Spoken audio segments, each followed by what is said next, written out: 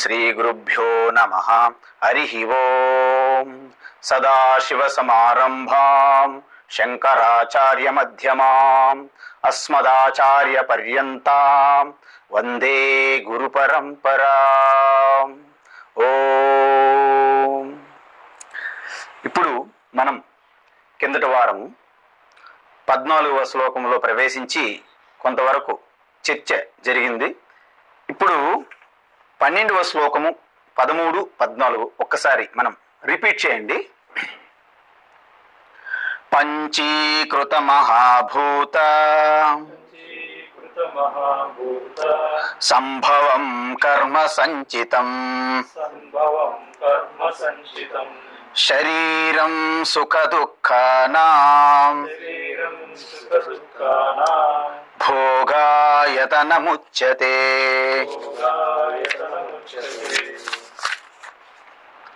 పంచ ప్రాణమనో బుద్ధి దశేంద్రియ సమన్వితం అపంచీకృత భూతోత్తం సూక్ష్మాంగం భోగ సాధనం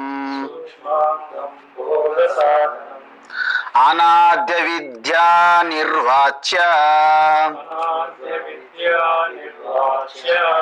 కారణోపాధిరుచ్యతే.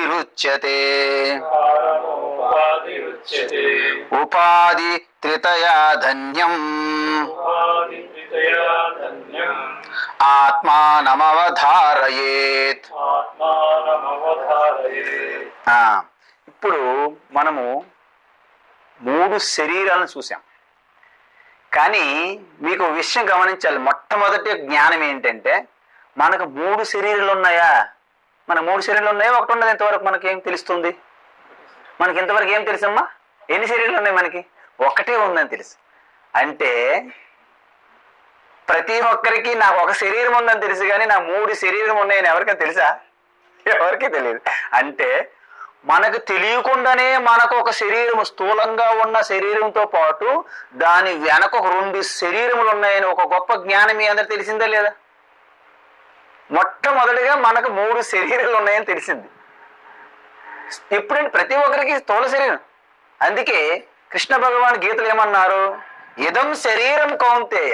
శరీరం అంటే ఎక్కడో చూడకు. ఇదం, దిస్ ఈజ్ శరీరం.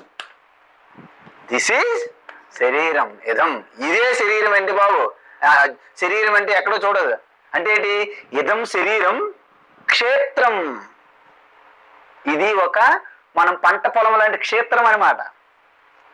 ఈ క్షేత్రము ఎంత బాగా మనం తయారు చేసి పెట్టుకుంటే దాని నుండి అంత మంచిగా పంట వస్తుంది. ఈ శరీరం అనేది హార్డ్వేర్. మీకు తెలుసా హార్డ్వేర్? కంప్యూటర్ అనేది హార్డ్వేర్, సాఫ్ట్వేర్ అన్నారా? మనము మన కన్నుల ద్వారా చూసేది, వినేది, ఇవన్నీ చేస్తుంటాం మనం కంప్యూటర్తో. అదంతా హార్డ్వేర్. కానీ దాని లోపల ఒక ఫంక్షనింగ్ అనేది ఉంటుంది, సూక్ష్మంగా తెలియనిది. దాన్ని ఏమంటారు? సాఫ్ట్వేర్. అది సూక్ష్మం అన్నమాట. దానికి ఏమంటారు? సూక్ష్మ కంప్యూటర్. బయటికి మానిటర్ ద్వారా కనిపించేది ఏంటి? స్థూల కంప్యూటర్. దాని వెనకున్నటువంటి ఆ యొక్క సూక్ష్మమైనటువంటి ఎక్విప్మెంట్ ఉంటుంది కదా, అదంతా కూడా అప్లికేషన్, సాఫ్ట్వేర్ అప్లికేషన్ అంతా కూడాను సూక్ష్మ కంప్యూటర్. అర్థమైందా? ఇంకా ఈ సూక్ష్మ కంప్యూటర్కి, స్థూల కంప్యూటర్కి, రెండిటికి ఆధారంగా రాయబడినటువంటి ఒక వేరే కోడ్ ఉంటుంది అనమాట. రెండింటికి కూడా ఆధారం. అంటే సూక్ష్మ కంప్యూటర్ తయారు చేయడానికి కూడా ఒక కోడ్ అవసరం. ఫస్ట్ ఆఫ్ ఆల్ ఒక థాట్ ప్యాటర్న్ అంటారు. దాన్ని ఏమంటారంటే కారణ కంప్యూటర్. ఏమైంది? ఇప్పుడు కంప్యూటర్ అనగానే ప్రతి ఒక్కరు ఒకటే అంటారు, కానీ 3 కంప్యూటర్లు తీసుకురండి అంటారు ఎవరైనా. అదేవిధంగా ఈ శరీరము, ఇప్పుడు బల్బు ఉన్నది చూడండి. బల్బు మనకు ఫస్ట్ వెళ్ళి పెట్టామనుకోండి, ఆ యొక్క గ్లాస్ ఉంటుంది కదా, అది స్థూలంగా ఉన్నటువంటి బల్బు. కానీ దాని లోపల ఒక ఫిలమెంట్ ఉంటుంది చూసారా, అది సూక్ష్మమైన బల్బు. ఆ సూక్ష్మమైన ఫిలమెంట్కి ఆ కరెంట్ నుండి వచ్చినటువంటి ఆ కనెక్షన్ ఉంటుంది, ఆధారం, అది కారణ బల్బు. ఈ మూడు పని చేయాలంటే ఒక పవర్ ఉండాలి కదమ్మా. ఆ పవర్ కరెంట్. ఆ పవర్ ఏంటి? కరెంట్. ఇప్పుడు స్థూలంగా ఉన్న శరీరం దీని వెనక ఉన్నటువంటి దీన్ని నడిపిస్తుంది. ఇదేంటి? ఇది ఇల్లు అని చెప్పాము. భోగ ఆయతనం. మన ఇల్లు ఉన్నది. ఇల్లు అంటే ఇల్లుకు తనంతట తాను ఏమీ ఎక్స్పీరియన్స్ అనుభవాలు పొందలేదు. మనం ఉంటేనే ఇల్లు అవుతుంది, లేకపోతే అది వేస్ట్గా పడి ఉంటుంది. సో మనం ఏదైనా సరే దీన్ని అనుభవించాలి. సో ఈ శరీరం అనేది ఇల్లు లాంటిది. దాని లోపల ఉన్నటువంటి సూక్ష్మమైనవేంటి?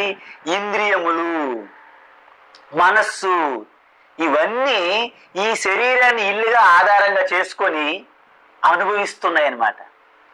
అందుకే వాటికి ఏంటన్నారు? దేని ద్వారా అనుభవిస్తున్నాడో వాటిని భోగ సాధనం అన్నారు. చూసారా? భోగ సాధనం 13వ అధ్యాయం 13వ శ్లోకం చూడండి. పంచప్రాణ మనోబుద్ధి, 5 ప్రాణములు, మనస్సు, బుద్ధి, దశేంద్రియములు. దశ ఇంద్రియాలు అంటే ఏంటి?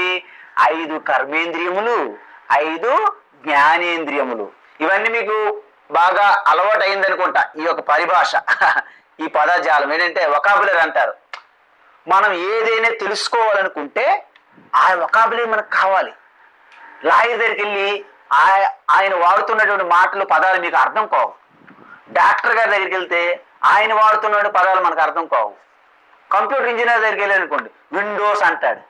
విండోస్ అంటే మనం అనుకుంటే కిటికీలు అనుకుంటాం, కాదు, ఒక ఆపరేటింగ్ సిస్టమ్ అది విండోస్. ఆయన వాడిన విండోస్, మనం వాడిన విండోస్ చాలా తేడా ఉంది. మన విండోస్ బాగున్నాయా, మన డోర్స్ బాగున్నాయా, ఈ కార్పెట్ ఇవన్నీ చూసుకుంటాం, వుడ్ అన్ని. ఆయన విండోస్ అన్నాడు అనుకోండి, అసలు సంబంధమే లేదు. అది బిల్ గేట్స్ కనెక్ట్ అవుతుంది, మనకు కనెక్ట్ అవుతుంది. కాబట్టి ఈ యొక్క పదజాలం వొకాబులరీ ఏదైతే ఉందో అది మనం తెలుసుకోవాలి.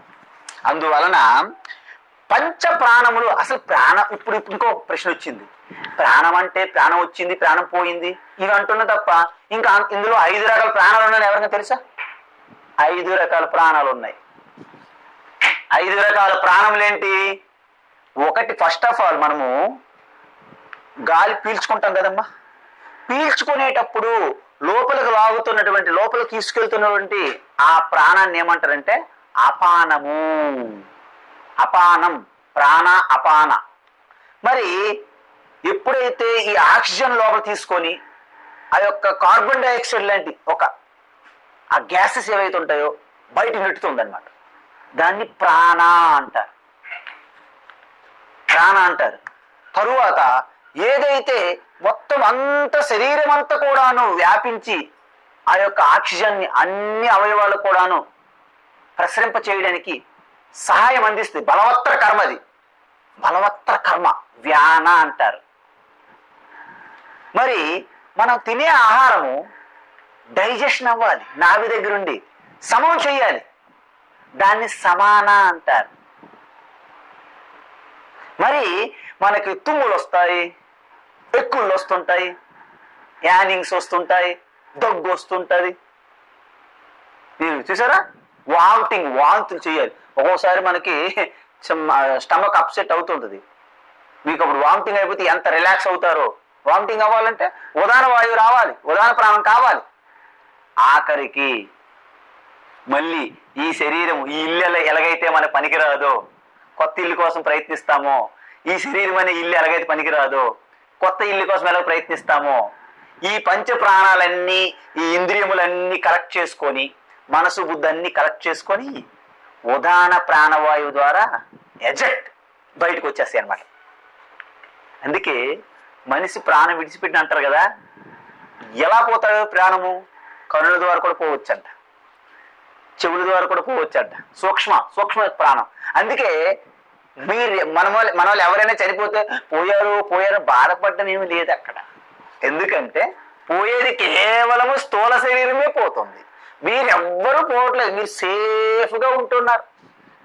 ఇప్పుడు మీరు చెప్పండి, పాతబడిపోయిన ఇల్లు కూలిపోతుంది, దాన్ని డిస్మాంటిల్ చేసి కొత్త ఇంట్లో మీరు వెళ్ళారు, మీరు బాధపడతారా? పాత పెట్టి కూల్చేసాము ఎన్ని రోజులు ఏడుస్తారు అలాగా? కొత్త ఇంట్లో మనం ఆనందించాలి కదా. ఇక్కడ ఇల్లు విషయంలో మీరు ఆనందిస్తున్నారు. అదేవిధంగా బట్టలు బాగా పాతబడిపోయినాయి, చిరిగిపోయినాయి, అవి తీసి కొత్త బట్టలు వేసుకుంటాం. అమ్మోనా చిరిగిపోయిన బట్టలు, అమ్మోనా చిరిగిపోయిన బట్టలు బాధపడతారా? కొత్త బట్టలు ఆనందిస్తారు.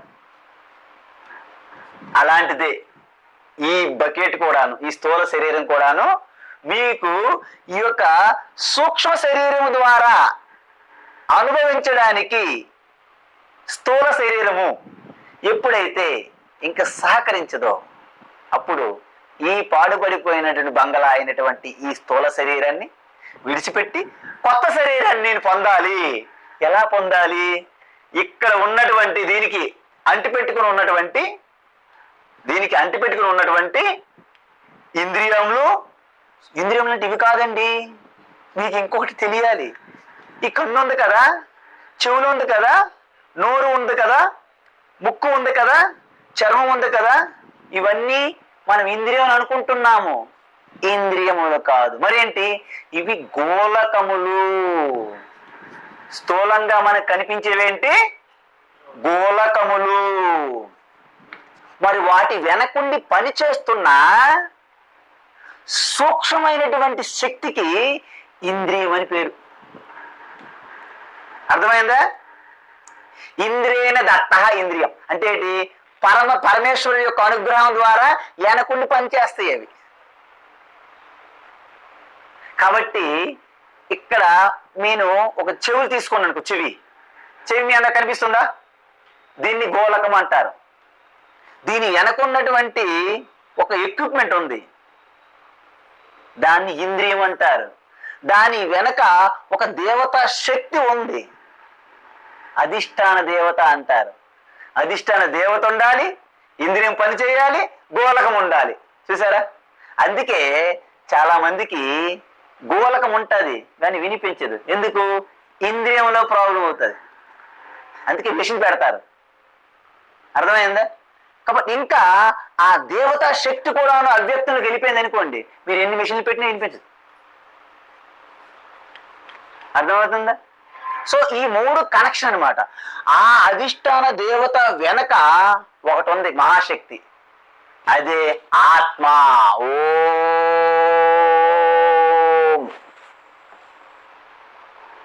కాబట్టి ప్రతి ప్రాణి, ప్రతి అణువణువులో కూడా యావత్ బ్రహ్మాండమంతా ఒకే చైతన్యం వ్యాపించి ఉన్నది. ఆ చైతన్యం అనేది మేనిఫెస్ట్ అంటే వ్యక్తమయ్యే రీతిని బట్టి ఆయా రూపాన్ని పొందుతున్నాయి.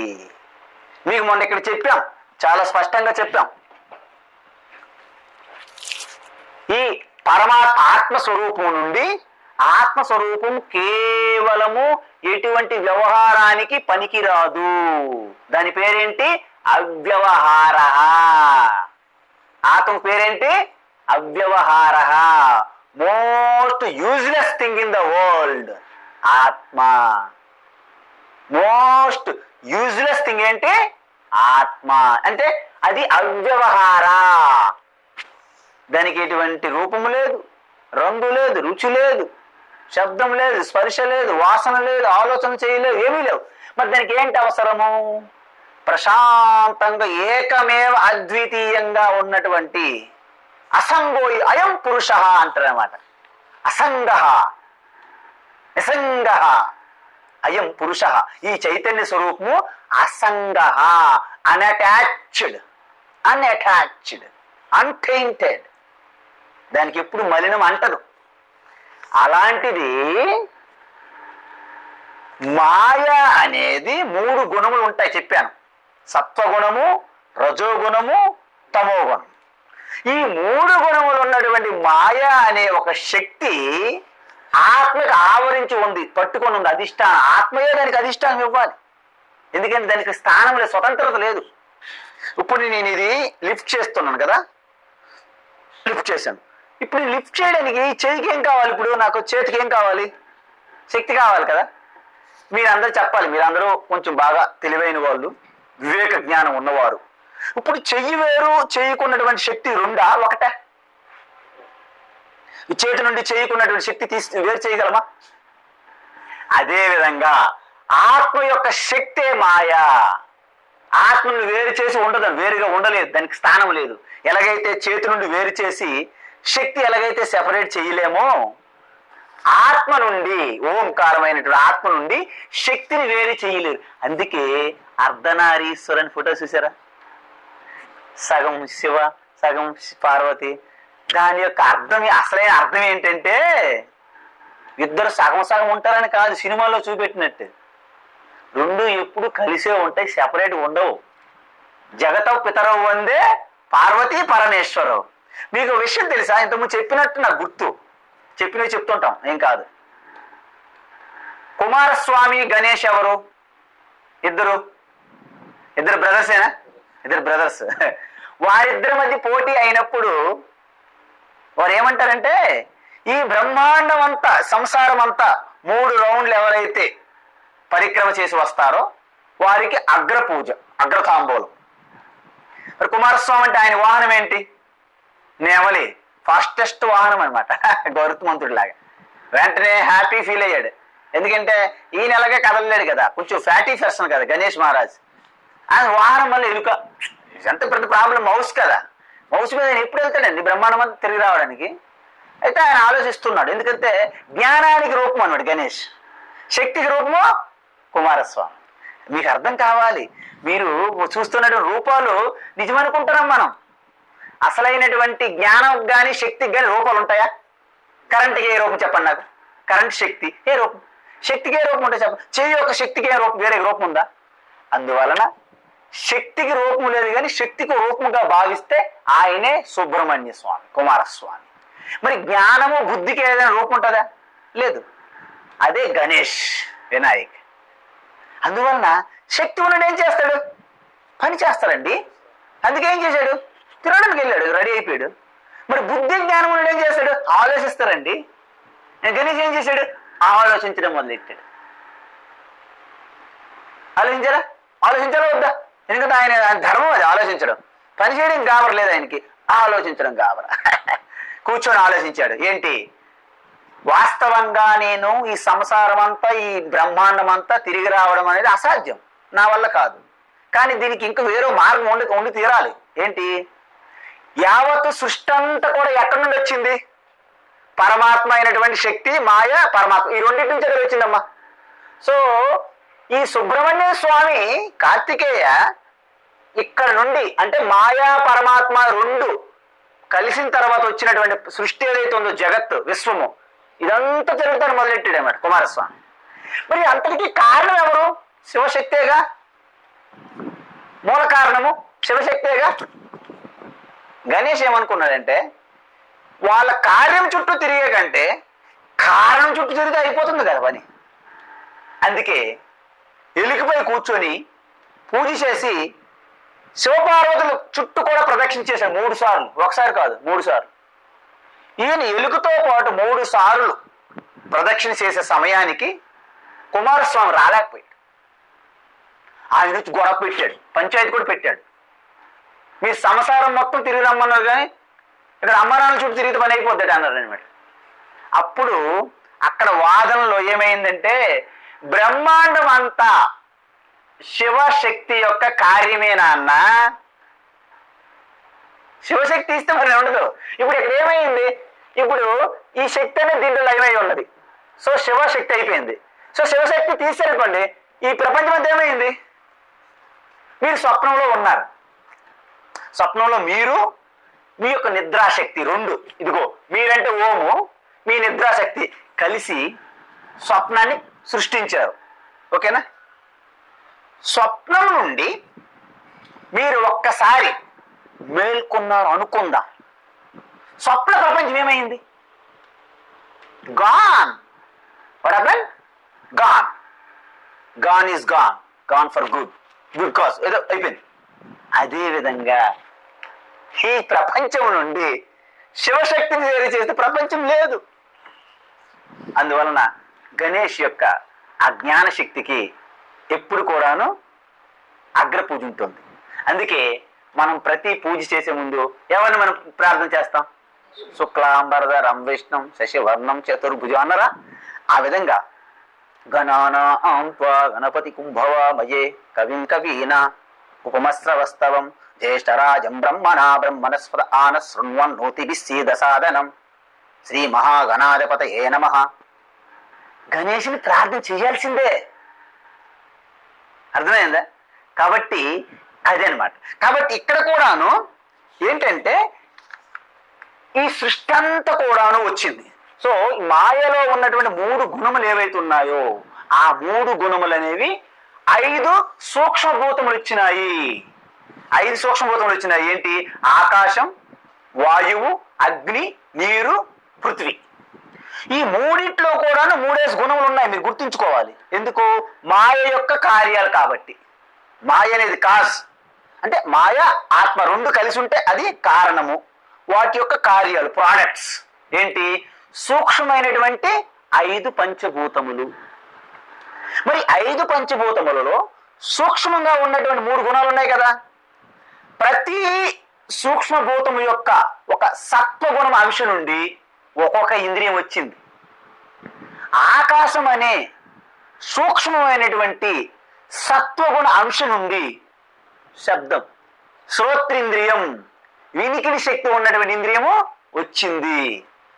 అదేవిధంగా వాయువు అనే సూక్ష్మ వాయువు, పంచభూతములో ఉన్నటువంటి వాయువు, సూక్ష్మ వాయువు, దాంట్లో ఉన్నటువంటి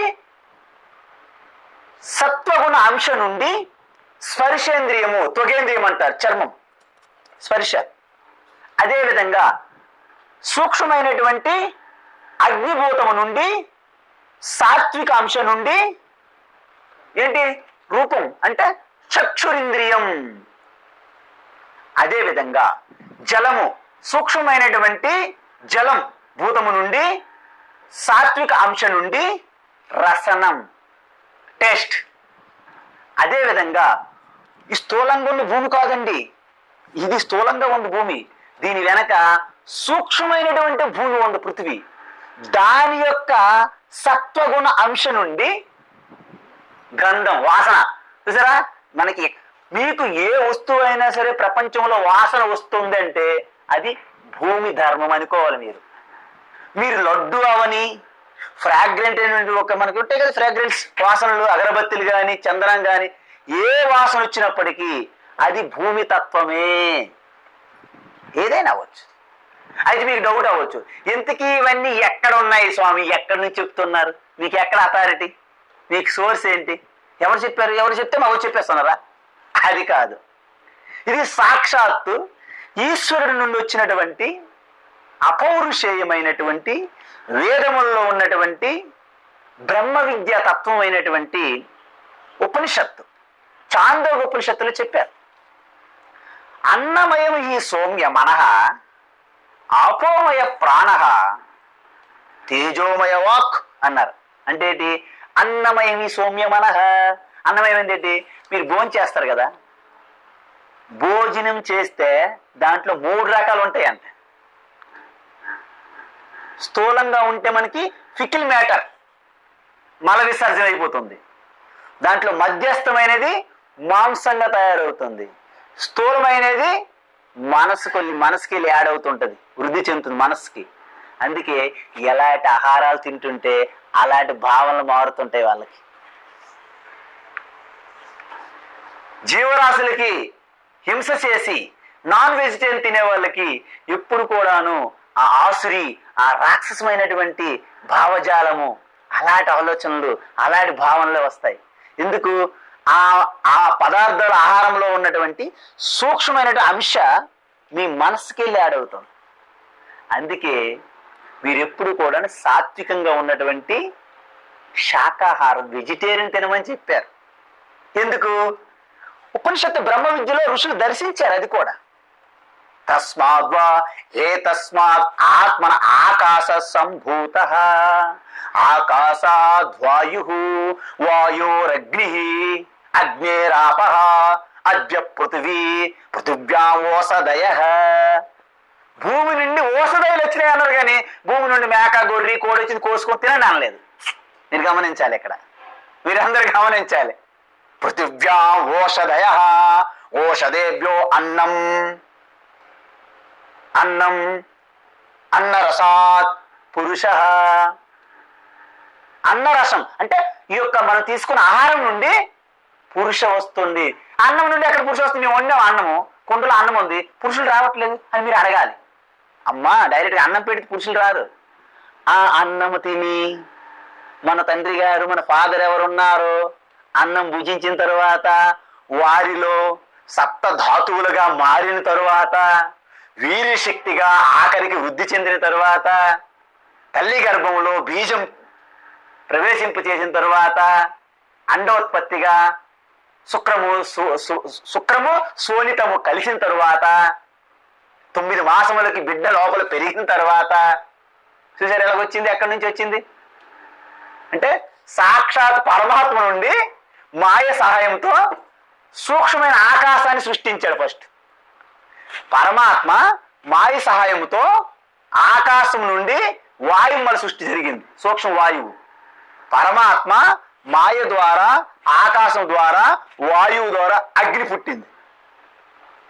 పరమాత్మ ద్వారా మాయ సహాయంతో ఆకాశం నుండి వాయువు, వాయువు ద్వారా అగ్ని, అగ్ని తర్వాత నీరు వచ్చింది. నీరు సూక్ష్మ నీరు, తర్వాత పృథివీ, తర్వాత ఓషధయులు, అన్ని వనస్పతులు, శాకాహారం అంతా చెట్లు చేమలు కాయగూరలు అన్నీ వచ్చాయి.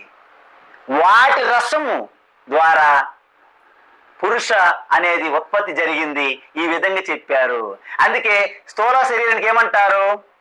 అన్నరసేన భూత్వా అన్నరసేన వృద్ధిం ప్రాప్య అన్న రూప పృథివ్యా ప్రవీలియంతే షడ్వికార అస్తి జాయతి వర్ధతే విపరిణమతే అపక్షీయతే వినశ్యతి. షడ్వికారాలు మీకు తెలుసా? ఫస్ట్ తల్లి గర్భంలో బిడ్డ ఉంది, అస్థి ఉందంటే అస్థి. తల్లి గర్భంలో ఏంటమ్మా బిడ్డ ఉందా లేదా? ఉంది, దాన్ని అస్థి అంటారు. అస్థి అంటే ఉంది. జాయతే పుట్టాడు బిడ్డ, జాయతే. వర్ధతే పెరుగుతున్నాడు. ఎలా పెరుగుతున్నాడు? ఫుడ్ పెడుతూ పెరుగుతున్నాడండి. అంటే పుట్టిన అంటే ఫుడ్ ఎలా పెడతారు స్వామీజీ? పాలు అండి బాబు, పాలే ఫుడ్. మీరు ఇంక అడగవద్దు, అక్కడ కుదిలు అడగవద్దు. ఇప్పుడు చంటి పెట్టికి పాలే ఫుడ్, అంతే కదా అమ్మా. అస్థి జాయతే, జాయతే అంటే పుట్టడము, వర్ధత అంటే పెరగడము, విపరీణమతే ఎప్పుడైతే పెరుగుతూ విపరీణమతే అర్థమైందా? ఆయనలో మార్పులు జరుగుతుంటాయి అన్నమాట. అంటే కొంత ఎత్తు వరకు పెరుగుతారు, పెరిగి ఆయనలో మార్పులు వస్తాయి అన్నమాట. ఏంటి? మొత్తము ఒక చర్మంలో కానీ ఇంద్రియంలో కానీ ఏవైనా మార్పులు జరుగుతాయి, స్టార్ట్ అవుతాయి. అపక్షీయతే డికే అవ్వడం, పళ్ళు ఊడిపోవడము, ఇంటిని పండిపోవడము, ఏవైనా జరుగుతుంటాయి. అలాగే ఇక రివర్స్లో వెళ్ళిపోతుంది బండి. చివరికి శరీరం పని చేయకుండా అయిపోతుంది. అప్పుడేమవుతారు? వినశ్యతి, భూమిలో కలిసిపోతుంది శరీరము. మీకు ఒకటి గుర్తుంచుకోవాలి. ఇప్పుడు అందరికీ ఒక సూక్ష్మ సీక్రెట్ చెప్తున్నా, ఎవరు చెప్పదు మీరు. పుట్టడం అనేది ఒక వికారం, ఒక మోడిఫికేషన్. చనిపోవడం అనేది ఒక మోడిఫికేషన్ అని చెప్పారు శాస్త్రాల్లో. 6 వికారాలమ్మా, షడ్వికారాలు. 6 వికారాల్లో జాయతే అంటే జన్మ, వినశ్చిత్ అంటే మరణము. అంటే ఏంటి? మనకి పెరుగుతున్నారు, దాంట్లో మోడిఫికేషన్ జరుగుతున్నాయి. అంటే పుట్టడం కూడా ఒక మోడిఫికేషనే, చనిపోవడం కూడా ఒక మోడిఫికేషనే. దీన్ని బట్టి మీకు ఏమర్థమైంది? పుట్టక ముందు మీరు ఉన్నారు, చనిపోయిన తర్వాత మీరు ఉంటారు. What are you talking? You never die, never born. You never born, never die. ఈ విషయం ఎవరు తెలియదు. అందుకే భగవద్గీతలో శ్రీకృష్ణ ఏం చెప్తాడు? జాతస్య ధ్రువో మృత్యు ధ్రువం జన్మ మృతస్య చ అంటాడు. ఆయన భాష మనకు అర్థం కాదు. ఇప్పుడు ఈ సీక్రెట్ మీకు అర్థమైంది కదా. శ్రీకృష్ణ చెప్పింది మీరు బాగా ఎంజాయ్ చేస్తారు. అవును కదా, కృష్ణ చెప్పింది సత్యము, అది సత్యం, better truth. You have to accept it, universal truth. అది ఇప్పటికీ సత్యమే. పుట్టిన వాడికి శరీరంతో వచ్చిన వాడు ఇప్పుడు కూడా మన మట్టిలో కలిసి పంచభూతాల్లో కలిసిపోతారు అన్నాడు ఆయన. పంచభూతాల్లో కలిసిపోయినప్పటికీ సూక్ష్మ శరీరం వెళ్ళి మీకు కారణ శరీరంలో కలిసిన తర్వాత మళ్ళీ కొత్త శరీరం అంటే మృతస్య అంటే జన్మ యొక్క మరణించిన వాడికి జన్మ తప్పదు అన్నారు. మళ్ళీ పుడతారు. అంటే ఏంటి? మీ యొక్క ఆ సంస్కార వాసనలు, అలవాట్లు, ఈ యొక్క సూక్ష్మ శరీరము ఎప్పటికీ నాశనం కాదు. వాటి ఆధారంగానే మళ్ళీ మీరు పుడతారు. అది మీకు డౌట్ రావచ్చు, ఎలా పుడతాము, మాకు ఆ సీక్రెట్ ఏంటి? ఏమన్నారంటే సత్వస్థ ఊర్ధ్వం గచ్చతి. ఎవడైతే సత్వగుణం మంచిగా చేసుకుంటాడో, దాన ధర్మాలు చేసి తన యొక్క సత్వగుణం ఎవరైతే పెంపొందించుకుంటాడో ఆ సమయంలో దేహత్యాగం జరిగితే ఉత్తమ గుణాలు పొందుతారు. ఉత్తమ లోకాలు, ఉత్తమ గుణాలతోనే ఉత్తమ లోకాలు. అంటే ఒకవేళ మత్స్య లోకంలో పుట్టారనుకోండి, మంచి యోగులుగాను, మంచి సంస్కారవంతులుగాను, జ్ఞానులుగాను పుడతారనమాట. అందుకే మన ముందు చూడండి, కొంతమంది శంకరాచార్య చిన్నపిల్లడిగానే జ్ఞాని, రమణ మహర్షి చిన్నపిల్లడిగానే జ్ఞాని, వివేకానంద చిన్నపిల్లడిగానే జ్ఞాని. మనము చిన్నపిల్లలు, మనకేమీ రాదు, ఏమీ తెలియదు. ఏంటి కారణం? What is the difference? మీరేమైనా అడిగారా ఈశ్వరుడికి, నాకు అజ్ఞానం కావాలి, నాకు జ్ఞానం వద్దు? మీరు అడిగి పుట్టారా? పాపం ఎవరికీ తెలియదు. పుట్టినప్పుడు మనకు తెలియదు, చనిపోయినప్పుడు మనకు తెలియదు. పుట్టినప్పుడు ఎవరో చెప్తారు, మీరు పలాయన ఇంటి దగ్గర పలాయన వాళ్ళు పుట్టారు, పలానా డేటు, టైము, నక్షత్రము రాసి అని వాళ్ళు చెప్పాల్సిందే, మనకు తెలియదు. అలా అని చెప్తారు. నువ్వు పలాయన వారు పుట్టావంట, అవునా, ఓకే. పలానా రోజు పుట్టావంట, అవునా, ఓకే. అన్నీ మనం ఒప్పుకోవడమే, మనకంటే ఏం తెలియదు. చనిపోయినప్పుడు కూడా మనకు ఎవరు తెలియదు. పాపం ఆవిడ కూడా ఏం తెలియదు. ఈ రెండు కూడాను జోక్స్ అంటారు అనమాట. బిగ్గెస్ట్ జోక్, నేను పుట్టాను. రెండో జోక్ ఏంటంటే నేను చనిపోతాను. ఈ రెండు జోకులు అంట. ఈ రెండు జోకులను తెలుసుకున్నవాడికి పుట్టుక లేదు, మరణము లేదు. వాళ్ళేంటి? అమృత పుత్రులు అంటారు. అంటే చిరంజీవులు. ఓ కృష్ణ, ఓ శంకర, ఓ వశిష్ఠ, ఓ వామదేవ, అలా ఉంటారు అన్నమాట. బుద్ధ భగవాన్ అందరూ అంతే. కాబట్టి ఇది హిస్టరీ, చరిత్ర అనమాట. సో స్థూల శరీరము, సూక్ష్మ శరీరము. అయితే కారణ శరీరం, మూడో శరీరం ఎక్కడ? ఇది ఎప్పటికీ తెలియట్లేదు మాకు. మూడో శరీరం గురించి ఇక్కడ చెప్పాడు. అనాది కారణ శరీరం మీకు తెలియాలంటే గాఢ నిద్రలో ఉంటుంది. అది అది మీకు ఎక్స్పీరియన్స్ చేయడానికి అవ్వదు. ఎందుకు?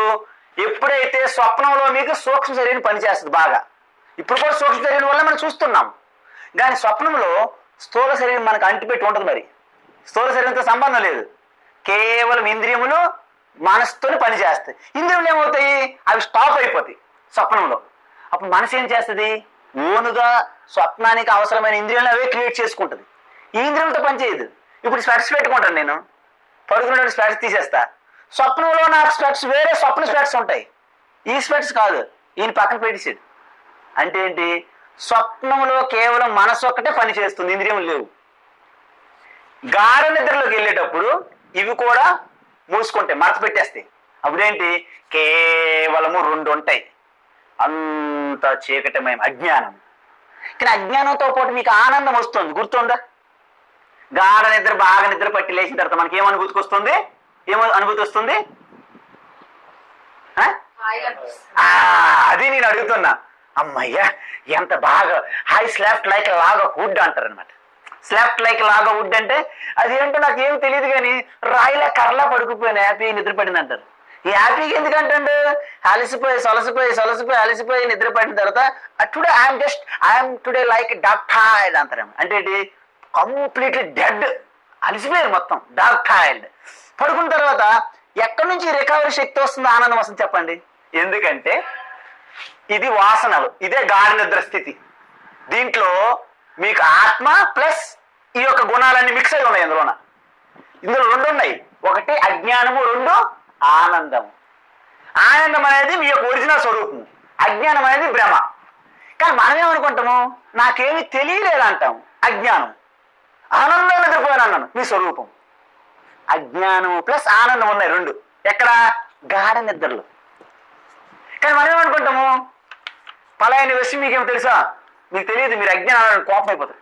ఎవరండి నేను అజ్ఞానం, నాకు తెలుసా అంటారు. కానీ నీ ఆత్మస్వరూపము, నువ్వు నీ మోక్ష స్థితిలో ఉన్నావు, పరమాత్మ నీ హృదయంలో ఉంది. ఆత్మ అంటే ఏంటో తెలుసా అన్నాను అనుకోండి, ఆత్మ పరమాత్మ ఏం తెలియవండి అంటారు. మీరు ఒప్పించుకుంటారు ఓపెన్గా, నాకు తెలియదు అంటారు. ఏమండి ఆత్మ మీకు తెలుసా? తెలియదు. ఏమైనా బ్రహ్మ తెలుసా? తెలియదు. మీకు ఏవో చిన్న చిన్న విషయాలు అడిగామనుకోండి, మీకు మీ ఆఫీస్కి డ్యూటీకి వెళ్తున్నారు కానీ మీకు ఆఫీస్ వర్క్ రాదంట, కోపం అయిపోతుంది. అది ఎవరు అన్నారు? నాకు రాపని పెట్టి అంటాడు. అంటే ఈ వ్యవహారికమైన విషయాలు ఏవైనా నీకు తెలియవన్నాం అనుకోండి, కోపం అయిపోతారు. ఆత్మ తెలుసా? ఆత్మ మాకెక్కడ తెలుసండి, ఏదో ఆత్మ స్వామిని మాట్లాడు, నాకు తెలియదని ఒప్పుకుంటాడు. అంటే ఏంటంటే ఆత్మ నువ్వు అయి ఉన్నావు కానీ నీకు తెలియదు అంటున్నావు. అంటే అజ్ఞానాన్ని మీరు ఒప్పుకుంటున్నారా లేదా? అంటే అజ్ఞానం నేను ఒప్పుకున్నారా? దాన్నే కారణ శరీరాన్ని కూడా తాదాత్మ్యం అంటారు. స్థూల శరీరం మనకేమైనా సరే జ్వరం వచ్చింది అనుకోండి, హయాం సిక్ అంటారు. నేనే సిక్కు, నేనే రోగి అంటాడు. అక్కడ హాస్పిటల్లో కూడాను రోగులందరూ ఇక్కడ రండి అంటారు. రోగులు ఎవరు ఉన్నారు? రోగం వేరు, మీరు వేరు కదా. జ్వరం, మీరు జ్వరమా? ఇది ఎక్కడ అన్యాయం? వాడు అలాగే పిలుస్తారు అక్కడ. రోగులందరూ ఇక్కడికి వచ్చాను, రోగులుగా పేషెంట్లు అంటారు ఇంగ్లీష్లో. All patients are come here అంటారు. అంటే ఏంటి? రోగం అనేది శరీరం వచ్చింది. మీరెవరు? శుద్ధ చైతన్య బ్రహ్మ ఆత్మ ఎప్పుడూ కూడా మీలో శాశ్వతమైన ఆనంద స్వరూపము, ఆరోగ్యమైనటువంటి స్వరూపం ఇది. కానీ ఈ శరీరంకి వచ్చినటువంటి ఈ యొక్క ఫీవరు, దగ్గు ఏముంటాయి కదా, వీటి వలన దీనికి వచ్చినటువంటి ఈ యొక్క ఏవైతే లక్షణాలు ఉన్నాయో దీని మీద ఆపాదించుకొని నేనే రోగి అంటండి. ఇది ఎంత అన్యాయం!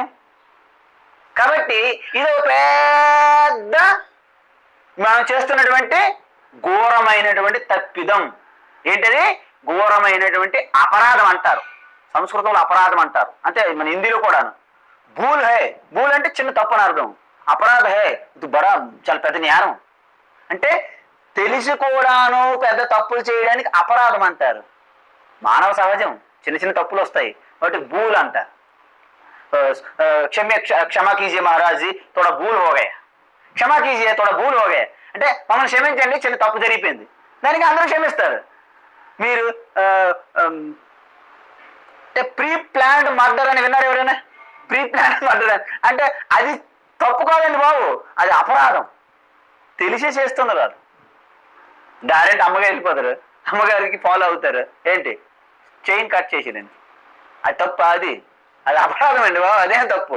ప్లాన్ చేసుకుంటాను కదా ఎలా చైన్ అని స్నాచ్ చేయాలని. It's planning. అందువలన మనము ఈ స్థూల శరీరంకి వెనకుండి నడిపిస్తున్నటువంటి అసలైనటువంటి అనంతమైన శక్తి మీరు అయ్యుండి ఆ శక్తి తీసుకొచ్చి ఈ శరీరానికి ఆపాదిస్తున్నారు. అందుకే దాన్ని అపరాధం అంటారు, తప్పుకోదట, అపరాధం అంటారు. అయితే ఇది ఎప్పుడు వచ్చింది? అనాది. అనాది అంటే ఏంటి? ఇక్కడ రెండు ఉన్నాయి. ఇంతకీ ఈ ఆత్మ అనేది అనాది ఉందా, ఆదియా, అంతం ఉందా? ఆత్మ కూడా ఆది లేదు, అంతం లేదు. ఏంటి మరి? అనాది. మరి యొక్క ఈ కారణ శరీరం కూడా అనాది అంటున్నారు కదా. ఇంతకీ ఈ అనాది ఏంటి, ఆ అనాది ఏంటి? మీకు డౌట్ వచ్చిందా లేదా? రెండు ఉన్నాయి ఇక్కడ. ఆత్మ అనేది కాలాతీతము, టైమ్లెస్నెస్ అన్నమాట. మరి కారణ శరీరం ఏంటి? కారణ శరీరం ఏంటి? ఇది ఎప్పుడు వచ్చిందనే మీకు తెలియదు. ఇది అనాది. ఎందుకు? మీకు తెలియదు అనమాట. దాని యొక్క బిగినింగ్ మీకు తెలియదు. బిగినింగ్ లెస్ తెలియదు. టైమ్లెస్ అంటే ఏంటి? రెండు ఉంటాయి. ఒకటి అవ్యక్తంగా ఉంటుంది కానీ ఎప్పటికైనా సరే అది వ్యక్తం అవుతుంది. ఇంకొకటి ఎప్పుడు వ్యక్తం అవ్వదు. మీకు అర్థమైందా? ఒక బీజం ఉన్నది. బీజం అనేది ఎక్కడైనా మనం నాటామనుకోండి, స్ప్రౌట్ వస్తుంది. అసలు బీజమే లేకపోతే స్ప్రౌట్ ఎందుకు వస్తుంది? అంటే ఇక్కడ ఆత్మ అనేది దాని నుండి స్ప్రౌట్ వచ్చే శక్తి లేదు దానికి. అది ఎప్పుడు అవ్యక్తమే. కానీ మాయ అనేది 3 గుణాల ద్వారా వ్యక్తం అవుతుంది. మాయ అనేది అవ్యక్తంగా ఉంటుంది, అప్పుడు దాన్ని మాయ అంటారు. 3 గుణములు అవ్యక్తంగా ఉంటే మాయ అంటారు, వ్యక్తమైతే ప్రపంచం అంటారు. ఇప్పుడు మీకేమర్థమవుతుంది? మన చుట్టూ చూస్తున్నట్టు ప్రపంచం ఏదైతే ఉందో ఇది వ్యక్తం కాకముందు ఏంటది? మాయా. అయితే అవిద్య, అనాది అవిద్య. మీకు చెప్పాను కదా, ఇక్కడ ఈ వాసనలు అనేవి పూర్తిగా అజ్ఞానంతో కప్పివేస్తున్నాయి.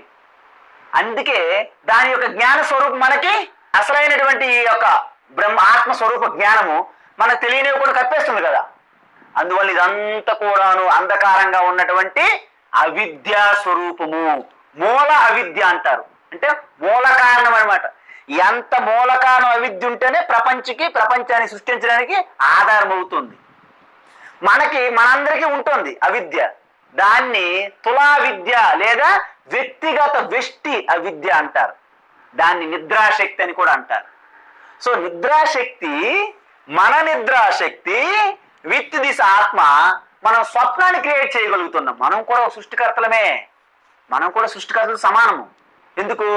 స్వప్నంలో ప్రపంచాన్ని మీరు సృష్టిస్తున్నారు ప్రతిరోజు. అదేవిధంగా ఈ సమష్టి అవిద్య ఏదైతే ఉందో మాయ కారణం, సమష్టి కారణ ప్రపంచం, ఈ ప్రపంచంకి ఈ యొక్క పరమాత్మ ఆత్మ ప్రపంచాన్ని సృష్టిస్తున్నాడు మన స్వప్నంతో ఈక్వల్ ఇంచుమించు సిమిలర్. అది అవిద్య. అనిర్వాచ్య, అనిర్వాచ్య అంటే ఏంటి స్వామీజీ? నిర్వచించడానికి వీలు కాదు అంటే అర్థం ఏంటి? ఇప్పుడు మీకు ఒకటి చెప్తాను. అనిర్వాచ్య అంటే ఎలా తీసుకోవాలనేది. పరమాత్మ ఉన్నది, దాన్ని నిర్వచించడానికి వీలు పడదు. కానీ మరి మాయాకి నిర్వచించడానికి వీలు పడుతుందా లేదా అంటే మీకు చిన్న విషయం చెప్తా. మనము సాయంకాల సమయంలో వెళ్తుంటే అక్కడ మంద అంధకారం అంటే ఏంటి?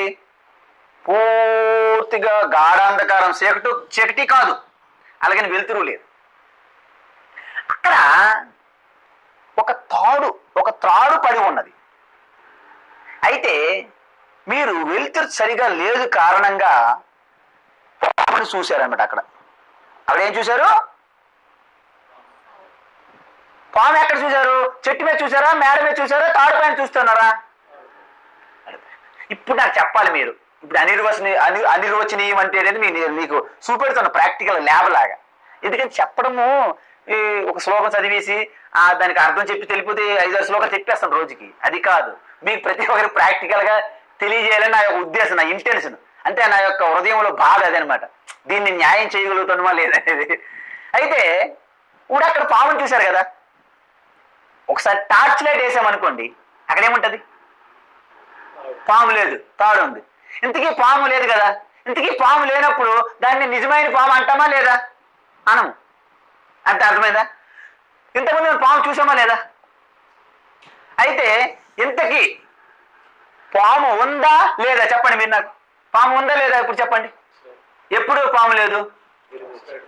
లైట్ వేసినప్పుడు లేదు. లైట్ వేయక ముందు పాము చూసారా లేదా? ఎందుకంటే నాకు భయం వేసింది, చెమటలు కూడా పట్టాయి, చెమటలు కూడా ఇంకా వదలలేదు. పాము చూశారు.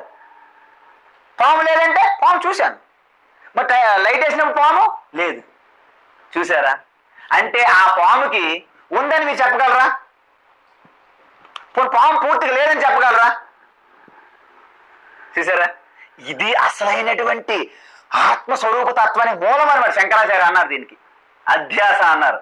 ఇదే బ్రహ్మసూత్రాలు కూడాను. అసలు బ్రహ్మసూత్రాలు చదవాలనే ఇక్కడి నుంచి స్టార్ట్ అయింది మన యొక్క జీవితం, మన జర్నీ. ఇప్పుడు అక్కడ పాము ఉందా లేదా ఒకసారి ఆన్సర్ చెప్పండి మీరు నాకు. పాము ఉందా లేదా? లేదు. పాము లేదంటారా? మరి పాము లేదంటే నేను పామును చూశాను కదా సాక్షాత్, ఐ సీన్ ఇట్. మరి లైట్ వేసి పాము లేదు, ఇంతకీ ఉందంటారా లేదంటారా? దాన్ని ఏమంటారంటే, రామా పాము ఉందని అనలేము, అది లేదంటామా? లేదు అని అనలేము, మరి ఏమంటాము? మిథ్య. పాము ఉందన్నాను అనుకోండి, లైట్ వేస్తే పాము లేదు. లైట్ వేయి మునుపు పాము లేదు, అరే పాము చూస్తుంది ఇక అర్థం కావట్లేదు, పాము ఇది ఏంటి అంటారు. అంటే లైట్ వేయి మునుపు పాము ఉన్న పాము లైట్ అయిన తర్వాత లేదు. చూసారా?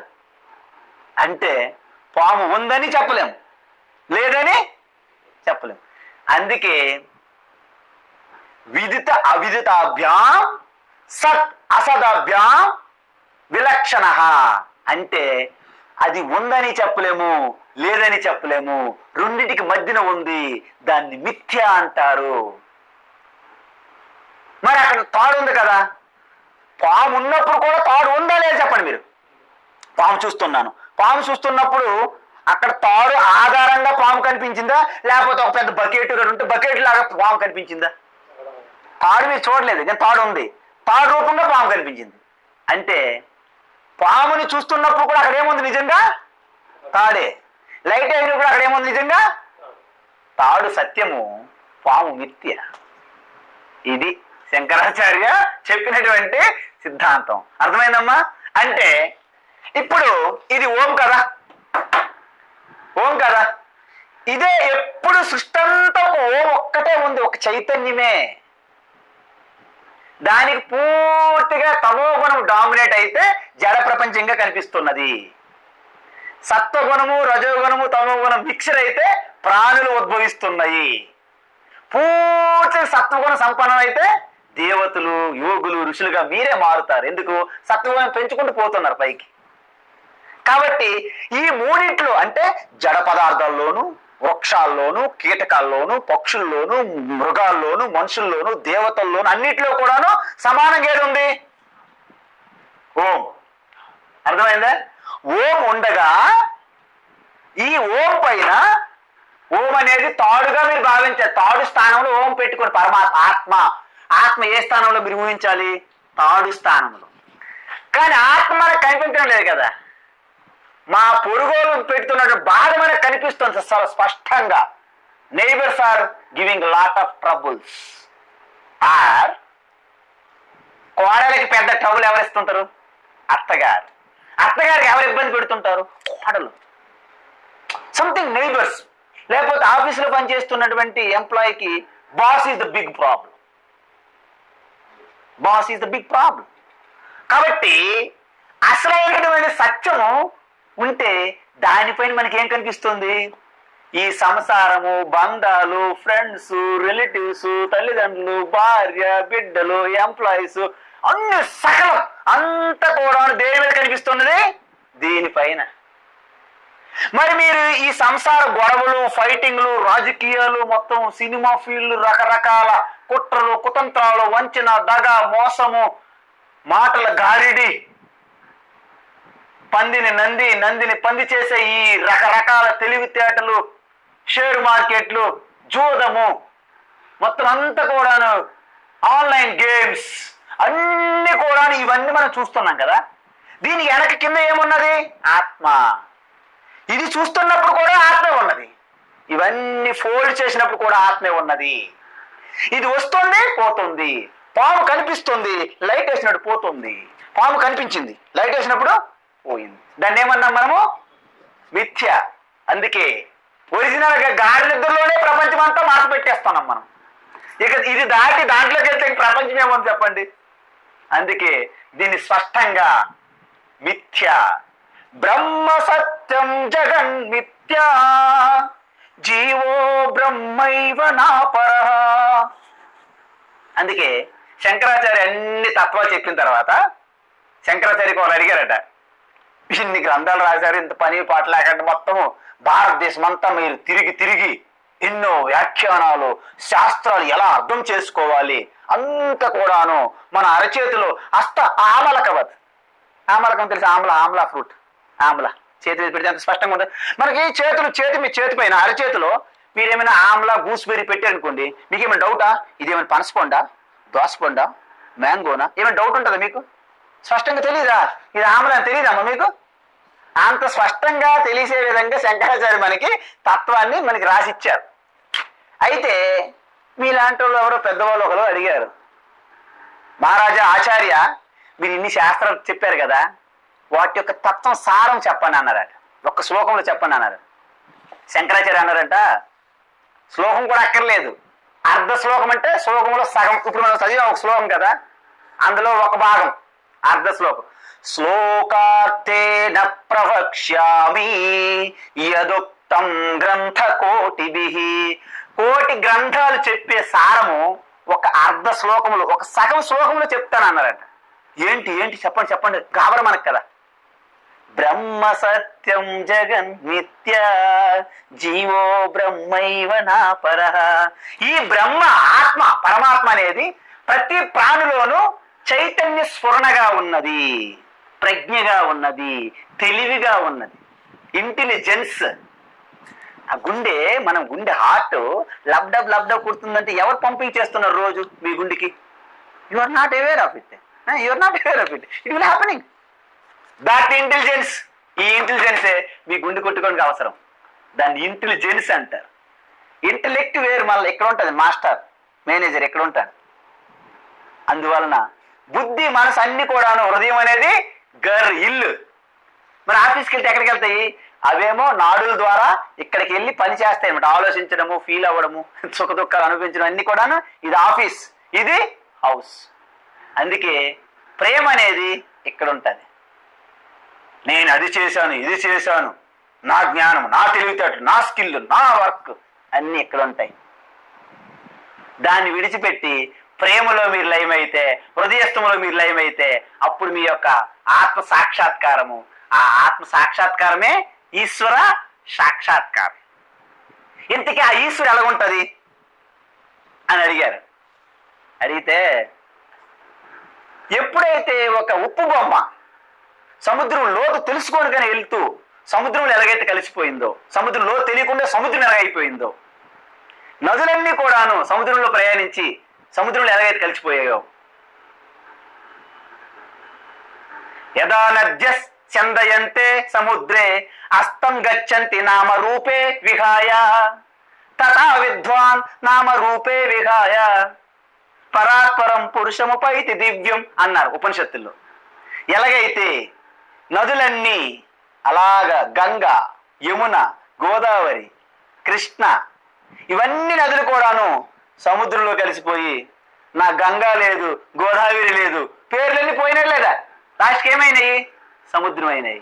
అదేవిధంగా మనందరం కూడాను నేను గొప్ప, నేను ఇన్ని మంచి సెంటర్లో, సిటీ సెంటర్లో పెద్ద షాపింగ్ మాల్ కట్టాం, పెద్ద కంపెనీ కట్టాం, పెద్ద వెంచర్లు వేసాం, ఫ్లాట్లు అమ్మాం, rich, bank balance, fixed deposits ఉన్నాయి, మూవబుల్ ఇమ్మూవబుల్ అసెట్స్, పిల్లల్ని చదివించాం, ఫారెన్ పంపించాం.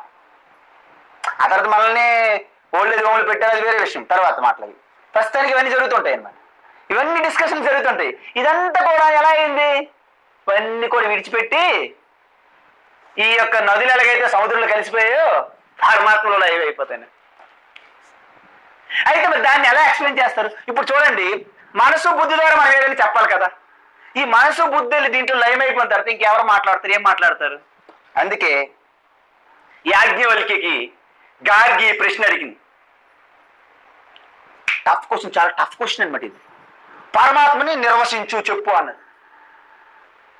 యాజ్ఞవల్క్యకి డౌట్. ఇప్పుడు చెప్పకుండా ఉంటే ఇది తెలియదు అనుకుంటా, చెప్తే తప్పు అయిపోతుంది. రెండు ప్రాబ్లం ఇప్పుడు. ఎందుకంటే పెద్ద డిబేట్, అది పోటీ. జనక మహారాజ్ కోర్టులో అంత వాదన అనమాట, డిబేట్ జరుగుతుంది, ఎవరు గొప్ప విద్వాన్ అని. ఆ ప్రశ్న వేసి చాలా టఫ్ క్వశ్చన్ అది.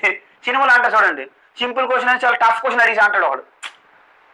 సింపుల్, నువ్వు ఎవరు అంటాడు, నేను ఇది సంథింగ్ క్వశ్చన్ జరుగుతుంటుంది, అలా ఎలా వెళ్తుంది, ప్రాసెస్ వెళ్తుంటుంది. నువ్వు సింపుల్ క్వశ్చన్ అంటే టఫ్ క్వశ్చన్ అడిగిన అంటాడు, ఆడు బాధపడుతుంటాడు.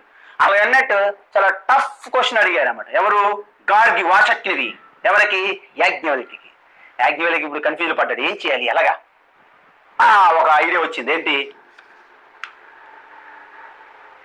ఏ తద్వైత అదక్షరం గార్గి బ్రాహ్మణ అభివదంతి. బ్రహ్మతత్వాన్ని సాక్షాత్, సాక్షాత్ అపరోక్షం బ్రహ్మ, ఆ తత్వాన్ని ఇవన్నీ విడిచిపెట్టేసి సమాధి స్థితికి, నిత్య నిరంతరం ఈ సమాధి స్థితి మీది, సహజ సమాధి. ఆ స్థితిలో ఈ అజ్ఞానం లేకుండా కేవలము జ్ఞాన ఆనంద స్థితిలో ఉండడమే పరమాత్మ స్థితిలో ఉండడం. అంటే ఇవన్నీ మన కోరికలన్నీ విడిచిపెట్టిస్తే, ఆలోచనలు కోరికలన్నీ పోయిన తర్వాత శనై శనైరు పరమే బుద్ధ్య ధృతి గృహీతయా ఆత్మ సంస్థం మన కృత్వ నకించిదపి చింతహే. శ్రీకృష్ణ చెప్పారు 6వ అధ్యాయం గీతలో. అన్ని విడిచిపెట్టి మీ మెల్లగా మీ హృదయస్థంలో ఉన్నటువంటి ఎరుక స్థానంలోకి వెళ్తే అంత అట్టర్ సైలెన్స్. అక్కడ పర్సన్ మరి లేరు, నో పర్సన్, ఇంపర్సన్ హోగయా, ఇంపర్సనల్ అవేర్నెస్. ఆత్మ ప్రకాశం ఒక్కటే, తెలుసుకునేవాడు లేడు, తెలుసుకోబడేది లేదు, కేవలం జ్ఞాన స్వరూపం ఆత్మ. అందువలన ఆ తత్వాన్ని దర్శించిన ఋషులు, బ్రహ్మర్షులు చెప్పారు. ఏమని చెప్పారు? అస్థూలం అననుహు హరస్వం అదీర్ఘం అలోహితం అస్నేహం అచ్ఛాయం అతమః అవాయు అనాకాశ అసంగ అరస అగంధం అచక్షు అశ్రోత్రం. అర్థమవుతుందా? అతేజ అప్రాణ అమనః అముఖం అమాత్రం అనంతరం అబాహ్యం.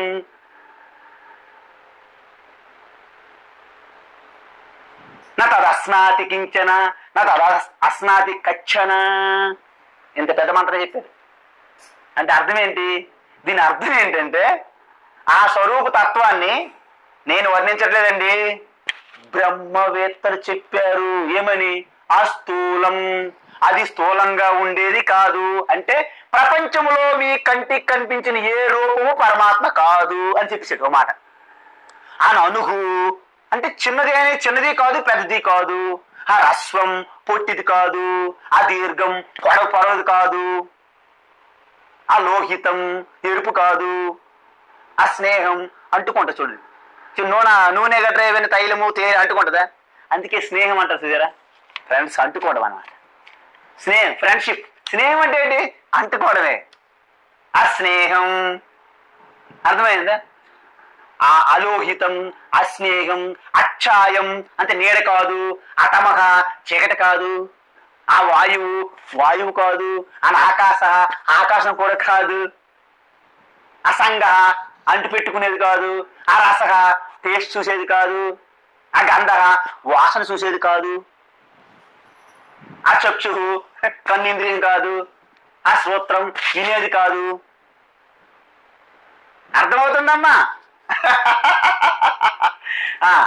అతేజ అగ్ని కాదు, అప్రాణ ప్రాణం కాదు, అమనః మనస్సు కాదు, ఆ ముఖం కనిపించే ఈ యొక్క మాట్లాడటం కదా ముఖము. సంస్కృతం ముఖం అంటే మాట. ఈశ్వర ముఖాదేవ అంటారు. గురు ముఖాత్ శ్రవణం కుర్యాత్. గురు ముఖాలంటే గురు యొక్క అంటే వాక్ కాదు, అమాత్రం కొలమానం కాదు, అనంతరం లోపల ఉండేది కాదు, అబాహ్యం బయట లేదు, లోపల లేదు బయట లేదు. నా ఇల్లు నా అవుట్. నా తదస్నాతి కించన, అది తినేది, అది దేన్ని తినదు. నా తదస్నాతి కచ్చిన, అది ఎవరి ద్వారా తినబడేది కాదు, తినేది కాదు, తినబడేది కాదు.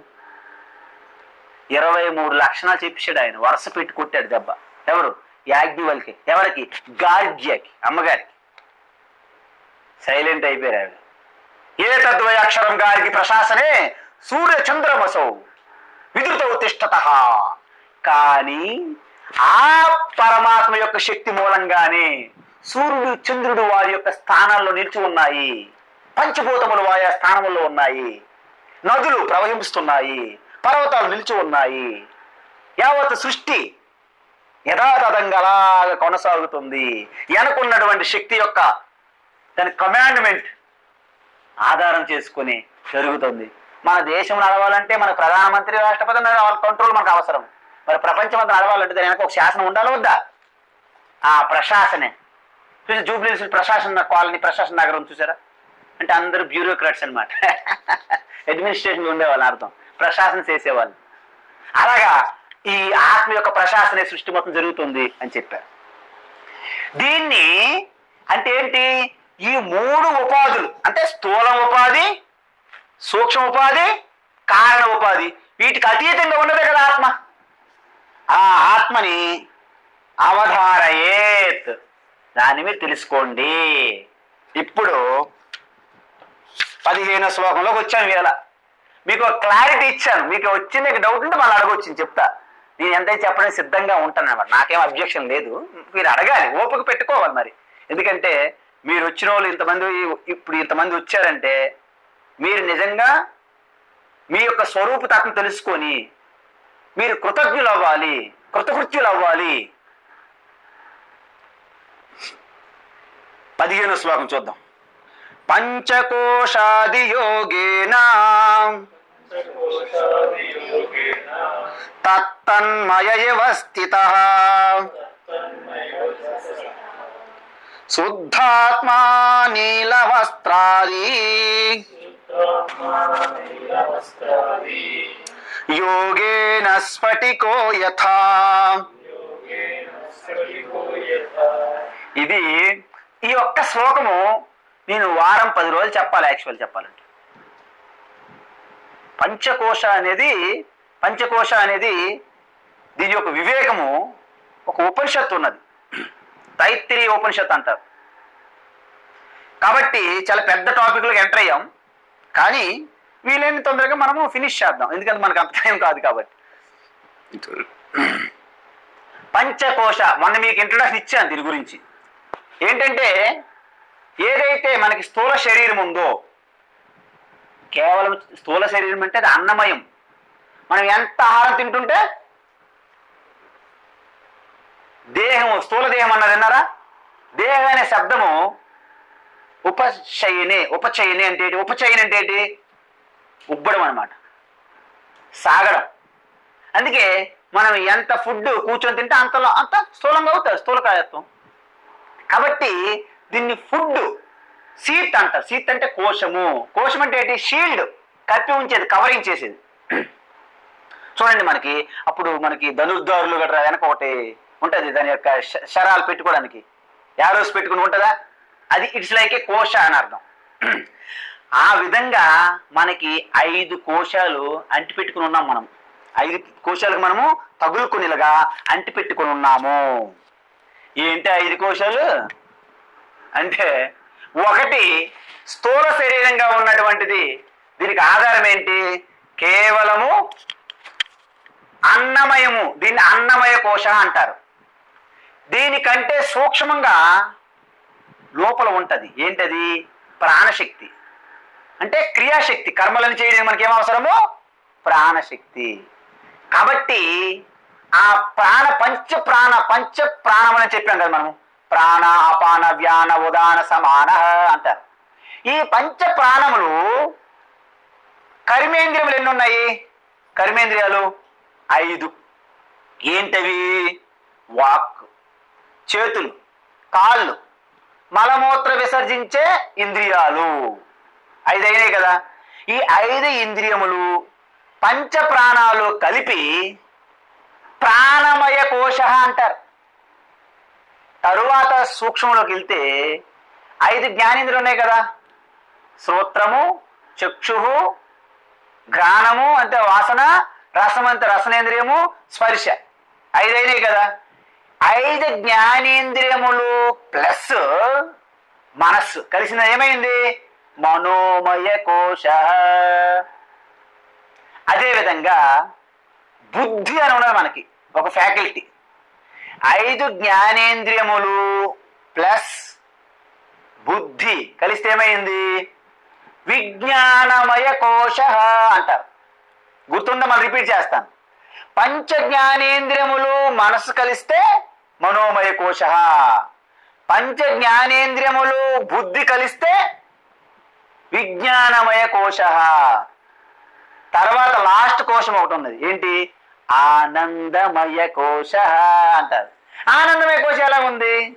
ఆనందమయ కోశ అంటే ఎలాగంటే, మనం గాఢ నిద్రలోకి వెళ్ళిపోయినప్పుడు ఏంటి అనుభూతిలోకి వస్తుంది? అజ్ఞానము ప్లస్ ఆనందము వస్తుందా లేదా? సుఖంగా నిద్రపోయిన అంటున్నామా లేదా లేచిన తర్వాత? దాన్ని ఆనందమయ కోశ అంటారు. మయ ఎందుకంటున్నారు? వికారం ఉన్న దాంట్లో కూడా ప్రియ, మోద, ప్రమోద 3 రకాల సుఖాలు మనకు అనిపిస్తే ఆనందం. తిరుపతిలో చాలా బాగుంటుంది. బా ఎంత బాగుందో, అది ప్రియమైందా? లడ్డు మన వాళ్ళు ఎవరో భక్తులు తెచ్చారు, ఇంట్లో ఉంది, కొంచెం దానికన్నా కొంచెం ఆనందం పెరిగింది, దాన్ని మోద అంటారు. అది తీసుకొచ్చి మీ చేతికిస్తే నోట్లు వేసుకున్నారనుకోండి, ప్రమోద. 3 రకాల ఆనందాలు అనమాట. 3లో గ్రేడేషన్స్ ఉంటాయి అనమాట. ఆ గ్రేడేషన్ తారతమ్యాలు ఎప్పుడైతే ఉంటుందో ఆనందంలో, దాన్ని ఆనందమయ కోశ అంటారు. ఆ తారతమ్యాలు లేకుండా అనంతమైనటువంటి బ్రహ్మానంద స్థితిలో ఉంటే దాన్ని ఆనందమయము అనరు.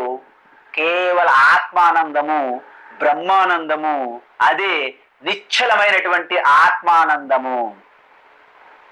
కానీ మన మనసు ఎప్పుడు కూడాను ఆ ఆత్మానందాన్ని అనుభవించనివ్వకుండా అడ్డుకుంటుంది. ఏంటి అడ్డుకు? దాంట్లో ఏం కలుగుతున్నాయి? బాధ, సుఖము, దుఃఖము, సుఖము, దుఃఖం అనమాట. బాధే సౌఖ్యమనే భావన రానివో, బాధే సౌఖ్యమనే భావన రానివో, ఆ ఎరుకే నిశ్చలానందమోయ్, బ్రహ్మానందమోయ్. జగమే మాయ, బ్రతికే మాయ. దాంట్లో ఏమొచ్చింది? ఈ సుఖము దుఃఖము రెండు అనుభవాలు మనకు కలుగుతుంటాయి, ప్రతిరోజు కలుగుతుంటాయి, ఏదో క్షణంలో, ఏదో ఒక రోజు అయినా సరే ఎప్పుడు కలుగుతుంటాయి. కానీ ఈ సుఖముకి దుఃఖముకి మధ్యన కొంత గ్యాప్ ఉంటుంది అనమాట. అంటే సామాన్యులకి ఎటువంటి వివేకము లేకుండా, ఎటువంటి ఆలోచన శక్తి లేని వాళ్ళకి ఈ గ్యాప్ తెలీదు. కానీ ఆ సుఖముకి దుఃఖంకి మధ్య ఉన్నటువంటి గ్యాప్ ఏదైతే ఉన్నదో దాన్ని పెంచుకుంటూ పోతారన్నమాట. ఆ గ్యాప్లో స్థిరంగా అట్టర్ సైలెన్స్గా ఉంటుంది అన్నమాట. అక్కడేముంటది, కేవలము ఆ ఎరుకే నిశ్చలానందము, బ్రహ్మానందము, ఆత్మానందము అంటదన్నమాట. కాబట్టి ఆ ఆత్మానంద స్థితి అనమాట. ఆత్మానంద స్థితి తెలుసుకుంటే అది ఆత్మ, అదే బ్రహ్మ. ఇప్పుడు మీకు ఇది చెప్పాలంటే ఒక చిన్న స్టోరీ చెప్పి మనము ముగిస్తున్నాం. టైం అయిపోయిందా? ఎంత టైం అయిందమ్మా? సరే, ఇవాళ నేను అది టచ్ చేసి నెక్స్ట్ క్లాస్కి కొనసాగిస్తాం. ఏంటంటే ఉపనిషత్తులు, వేదములు మీకు దేవుడంటే ఎక్కడో పరలోకము, పరంధామ, వైకుంఠము, కైలాసం అని ఉండదు. దేవుడంటే మీకు ఒక ఆకారము, ఫోటో, విగ్రహం ఇవ్వదు.